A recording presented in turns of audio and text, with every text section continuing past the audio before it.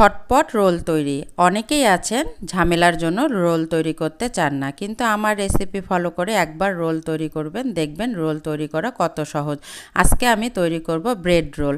আমি bread role তৈরি করার জন্য এই যে ব্রেড নিয়েছি, ব্রেডের 4-5টা কেটে নিয়েছি, তারপর সামান্য একটু করে পানি দিয়ে এই তো আমি ব্রেডটাকে এভাবে বেলে নিয়েছি। তারপর আমি এখানে ভিতরে পুরটা দিয়ে দিয়েছি। এই পুরের ভিডিও আমার পেজে দেয়া আছে, আপনারা ইচ্ছে করলে দেখে আসতে পারেন।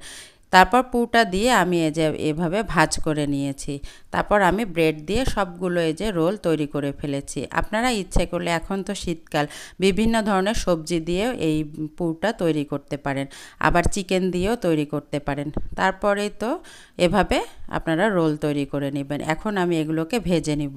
এজন্য আমি ময়দা নিয়েছি বা আটাও আপনারা নিতে পারেন। তারপর ঠান্ডা পানি দিয়েছি। তারপর এখানে ম্যাগি যে মশলা সেটা দিয়ে দিয়েছি। এই মশলাটা কিন্তু